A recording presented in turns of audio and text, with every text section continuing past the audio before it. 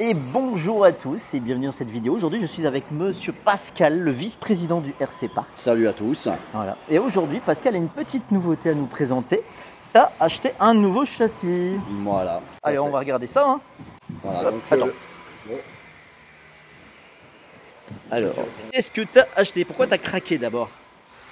j'ai craqué tout simplement parce que j'aime me faire plaisir. Et donc j'avais l'opportunité d'avoir le PR B10R, donc le nouveau châssis de chez PR Racing.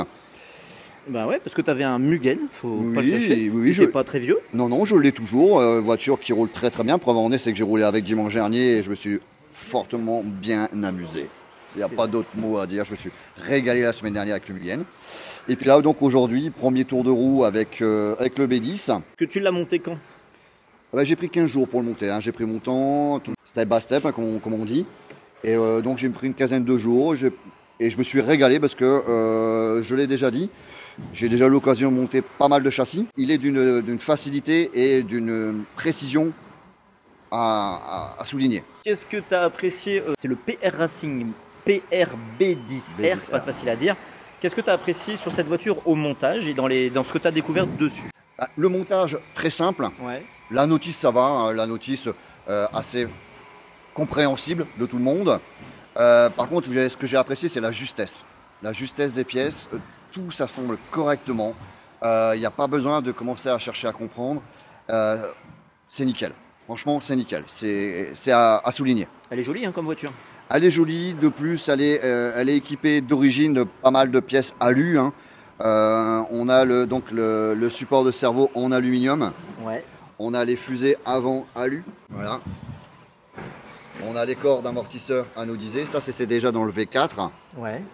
On a ici les petits renforts au niveau du châssis, de chaque côté pour rigidifier le châssis. Oui. Et là on ne le voit pas en dessous du moteur, on a un T. Oui, parce que contrairement à d'autres voitures qui ont souvent un rigidificateur qui passe au-dessus du moteur, Voilà, là il n'y a rien. là il n'y en a pas. Non, il n'y a rien. Et du coup ils ont fait le choix de mettre des renforts en alu autour, plus un T qui est là-bas en dessous de la cellule. En dessous de la, ouais, juste entre le moteur et la cellule. Il y a un T. Ouais, voilà, on a un T qui permet de renforcer le châssis. Et bien entendu, pour ceux qui le désirent, on peut les enlever si besoin. Oui, pour assouplir Pour le châssis, assouplir le châssis. plutôt sur une piste glissante.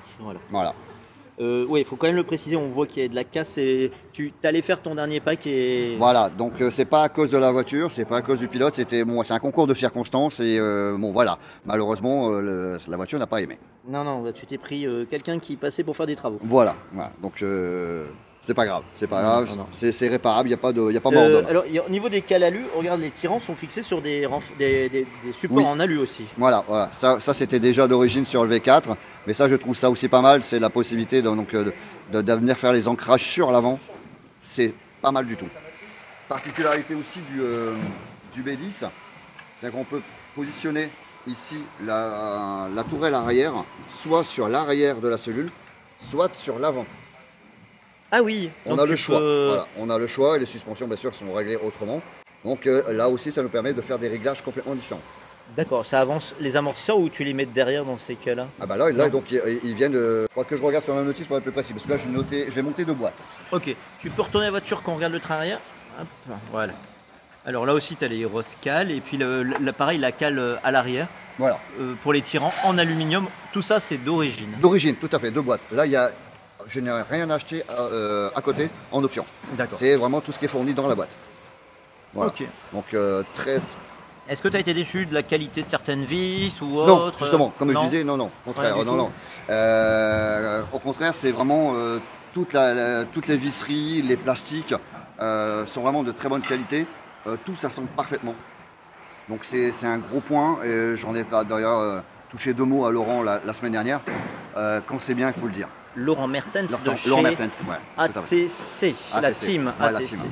C'est le distributeur belge. Tout à fait, de Belgique, ouais. Donc, parce que souvent en France, c'est distribué par plusieurs magasins, dont Wartel. Sébastien Wartel, on a Laurent en Belgique. Parce que souvent, on critique des fois certains points. Donc la critique, comme je dis toujours, elle est facile. Par contre, quand il y a des points positifs, il faut, je pense, les souligner. Alors, le châssis anodisé noir. Ouais, châssis anodisé noir. Des bavettes en plastique. Ouais, des bavettes en plastique, on peut voir, donc vraiment toutes les vis, elles sont parfaitement à plat. Il n'y a rien qui dépasse. On a aussi la cale en alu, aussi 2 boîtes. D'accord. On a oublié de le signaler. Non, franchement, très très belle voiture. Ouais, on voit les fusées, il est même marqué R pour côté droit, 3 degrés. Oui. Donc en plus, les indications sont bien notées dessus. Oui. Et alors, petit détail aussi qui m'a interpellé lorsque j'ai monté la voiture, je vais la mettre comme ça ici à champ.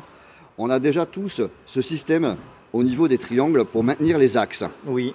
Et moi, je me suis fait déjà plusieurs fois la réflexion, comme quoi les vis, elles sont légèrement trop courtes, elles ne viennent tout juste sur le bord de l'axe. Ouais, Tandis que là, les têtes de vis, elles sont vraiment beaucoup plus grandes. Ah oui, par exemple chez X-Ray, c'est des petites. Elles sont Oui, toutes mais petites. ça suffit tient, quand même. Ouais. ça tient.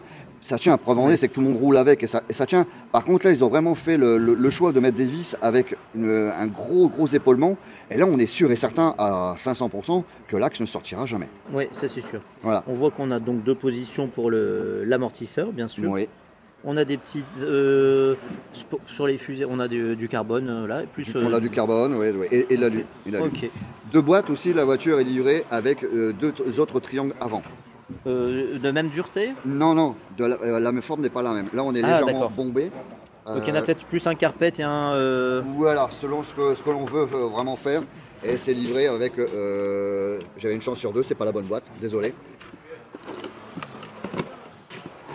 Voilà, donc elle est livrée aussi avec 2 autres triangles. Mais là, Avant. oui. Pardon, avant. Triangle avant. Mais tout à fait à plat. Parce que si on les compare, ceux-ci sont légèrement bombés. Et là, on est à plat. Et pour l'arrière aussi, tu as des triangles. Non, uniquement pour Donc tu as 2 jeux. Et tu sais pas pourquoi il y en a 2. Ceux-là Ouais. C'est pour modifier le comportement de la voiture, tout simplement. Ok. Donc il faut trouver le bon choix, comme je dis souvent. En fonction des pistes. En fonction des pistes, Ok. en fonction de son feeling, de son pilotage, on va choisir le bon jeu de triangle. La carreau, tu l'as peinte en blanc. Oui, tout ça. On l'a montré, la forme. Excusez-moi, un petit peu de poussière Elle te encore. fait penser à une autre marque ou Non, elle est quand même 3 grosses rainures sur l'arrière. Oui, là. Ouais. Ok. Tout simple. Blanc, ça passe très bien. Ok. Voilà. Toujours au plus simple, mieux. D'accord. La notice, tu l'as? Oui, donc la notice fournie comme elle est là. Ah ouais? Fournie comme elle est là. Oui, tout à fait. Sous plastique. Sous plastique, donc on a un plastique de protection avec la reliure. Et c'est sympa, ça. Ouais, c'est très très bien fait. Hein.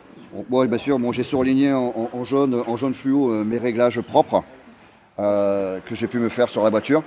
Et donc non, très très bien, très très simple en compréhension.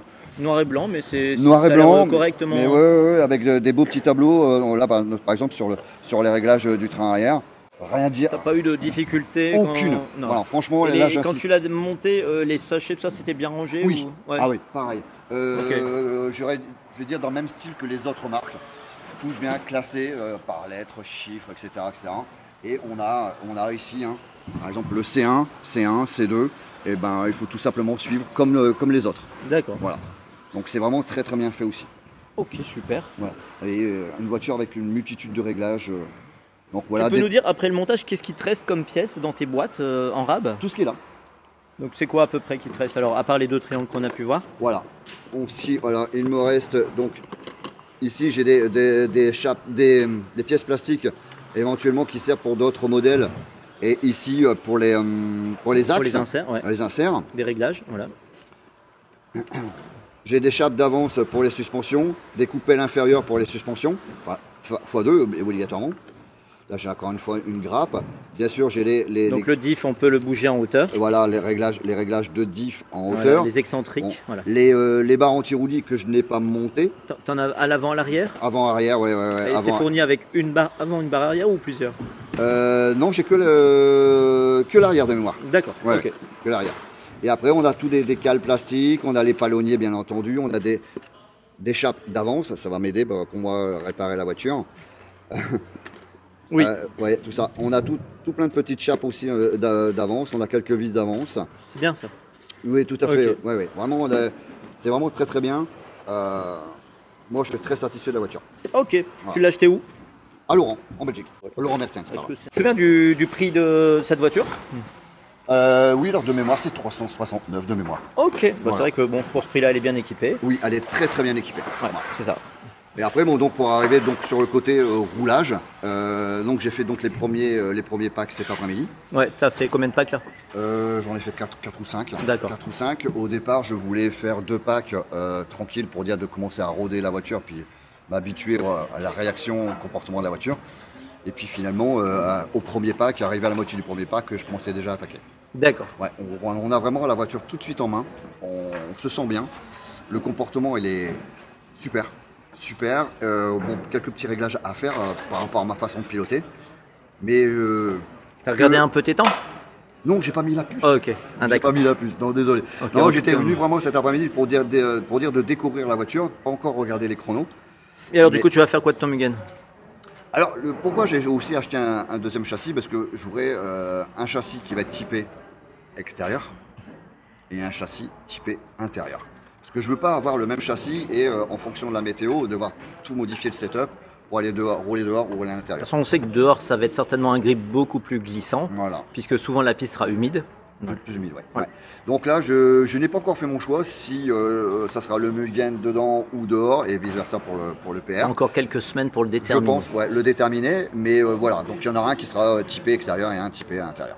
Ok. Alors, ici, donc on a fini de présenter le PR de Pascal. Moi, je vais te demander un petit peu le retour sur ta course, puisque Pascal, Oui. c'est le vice-président du RC Park, et puis il m'avait dit, quand il s'est inscrit, de toute façon, moi, je ferai jamais de compétition, j'en ai fait dans le passé, je veux plus en faire. Et puis là, il m'a dit, ah, j'aimerais bien en faire une. Allez. Écoute, avec grand plaisir, Pascal, voilà. Quelles a été tes sensations d'avoir refait une course? Je me suis amusé. Franchement, je me suis bien amusé. J'avais quelques petits objectifs personnels, puis avec les copains. Voilà, on était 30 inscrits. Voilà, je voulais terminer dans les 15. Mission accomplie. Hein, je termine 12 au général. Sur 30, hein, Sur parce 30, en ouais. 4-2 standard, Voilà. il roulait. Voilà. Donc, puis j'étais pas venu pour gagner, hein, parce que voilà, et ça roule quand même beaucoup plus vite que moi devant. Hein, on a des top pilotes, mais voilà, je voulais faire cette course pour. T'étais pas loin de la finale 1. Ah oui, j'étais pas très loin. Et puis retrouver un petit peu voilà, l'adrénaline de la course, même si c'était qu'une amicale, mais bon, c'était super sympa. On a passé une très bonne journée. T'as ressenti du stress? Ah oui, la première qualif au matin, j'étais comme. C'était une feuille morte. Et l'après-midi, sur les finales, plus de stress? Non, je vais pas dire plus stress, ça se mentir. Non, moins, c'est revenu, mais moi, je savais que j'étais là pour m'amuser. Et quand Patrick il parle de toi au micro, ça va? Ça te stresse pas? Dire non, ça serait mentir. Tout le monde le reconnaît. C'est que ce que Patrick fait, c'est génial. Salut Pat. C'est génial, mais c'est vrai que voilà, quand on entend notre prénom cité par Patrick et tout ce qu'il envoie derrière, c'est vrai qu'obligatoirement on y prête attention et ça met un petit coup de pression supplémentaire. Voilà. Et donc, comme vous avez pu remarquer, c'était une course amicale. On n'en a même pas débriefé ensemble. Mais Pascal, c'est un pratiquant comme tous les autres. Et je tiens à le dire, c'est qu'il a le droit de rouler en compétition s'il a envie d'en faire. Et donc, on n'hésite pas, si vous avez envie de nous épauler quand Pascal il a envie de faire des courses pour le plaisir, et ben nous, on cherche à compléter une équipe de commissaires de course. Là, je l'ai fait alors que je roulais dans 2 catégories. Ouais, mais je l'ai fait, c'est-à-dire que je faisais que de 5 minutes de temps en temps. Mais il y a eu des manches où, par exemple, quand je roulais en 4-2 mode finale A, eh bien, il y avait Patrick qui était tout seul, mais Patrick n'est pas commissaire. Non. Et donc, ça serait bien, c'est qu'on ait des gens comme vous, comme moi, comme Pascal, qui avons l'habitude de faire quelques courses et qui viennent nous aider à se relayer sur le micro. N'hésitez pas à vous faire connaître, mais on a besoin de monter une petite équipe comme ça parce que Pascal aussi, lui, il a le droit de rouler. Voilà. Même si ça deviendra de plus en plus rare, mais bon, c'est vrai qu'une fois de temps en temps, ça fait pas de mal. Alors forcément, vous n'aurez pas le profil de Pascal avec une grosse voix qui fait peur, mais voilà. Voilà, on va dire ça comme ça. Bon, merci à vous d'avoir regardé cette vidéo. Merci beaucoup, Pascal. De rien, Tony, avec plaisir. Et puis, on pense aux pouces sous la vidéo, c'est important. Salut à tous. Ciao, au revoir.